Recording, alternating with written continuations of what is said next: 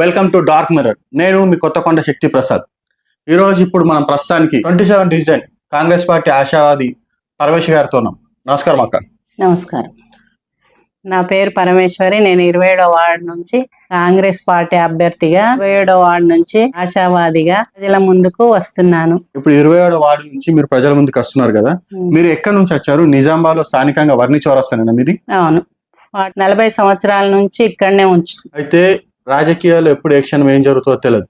Congress party నుంచి పరమేశ్వరి అక్క మన 20వ డివిజన్ నుంచి వచ్చారు. ముదిరాజ్ సామాజిక వర్గానికి సంబంధించిన నాయకురాలు.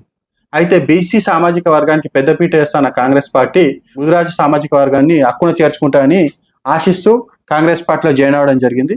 అలాగే ఈ రోజు 27వ డివిజన్ నుంచి పరమేశ్వరి అక్క ఆశావాదిగా నామినేషన్ వేయడానికి కూడా ముందుకెళ్తున్నారు. అయితే అక్క, ఇప్పుడు ముదిరాజ్ సామాజిక వర్గానికి సంబంధించిన నాయకురాలు మీరు 40 ఏళ్ల నుంచి ప్రజల మధ్యలో ఉన్నారు. మీ యొక్క అనుభవాన్ని ఒకసారి చెప్పగలుగుతారు ప్రజలకు? నేను ఇక్కడ 27వ వార్డు అభివృద్ధి చేయాలనుకుంటున్నాను. రోడ్లు బాగోలేవు, డ్రైనేజ్ సిస్టమ్ బాగలేదు, మళ్ళీ ఏంటంటే కొంచెం కుక్కల బెడద కూడా బాగుంది.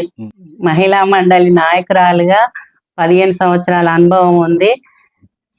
అయితే ఇప్పుడు కాంగ్రెస్ పార్టీ నుంచి టికెట్ ఆశిస్తున్నారు. బీసీలకు పెద్దపీట వేసే కాంగ్రెస్ ముదిరాజ్ సామాజిక వర్గానికి సంబంధించిన మీకు ఖచ్చితంగా మద్దతు తెలిస్తే నేను కూడా అనుకుంటున్నాను. అయితే ముదిరాజ్ సంఘానికి సంబంధించిన పెద్ద నాయకులు, జిల్లా స్థాయి నాయకులు మీ గురించి ఎవరైనా నచ్చి మాట్లాడారా? మా వారు పట్టణ ముదిరాజ్ సంఘం సెక్రటరీగా ఉన్నారు. ముదిరాజ్ సంఘం నాయకులు మమ్మల్ని బలపరిచారు. ఒక బీసీ బిడ్డగా మహిళా నాయకురాలుగా నాకు టికెట్ వస్తుందని నేను నమ్ముతున్నాను. మహిళా మండలి ఇప్పుడు మాకు గ్రూప్ నుంచి కూడా ఏ ప్లేస్ లేదు మీటింగ్లు పెట్టుకోవడానికి. దాని గురించి కూడా నేను మాట్లాడి చేయగలుగుతాను. ఎందుకంటే నాకు రోజు 40 సంవత్సరాల నుంచి ఇక్కడ చూస్తున్నాను కాబట్టి ఎవరు కూడా పట్టించుకోవట్లేదు సరిగ్గా. వీధి లైట్లు కూడా ఒకసారి ఉంటాయి, ఒకసారి ఉండవు.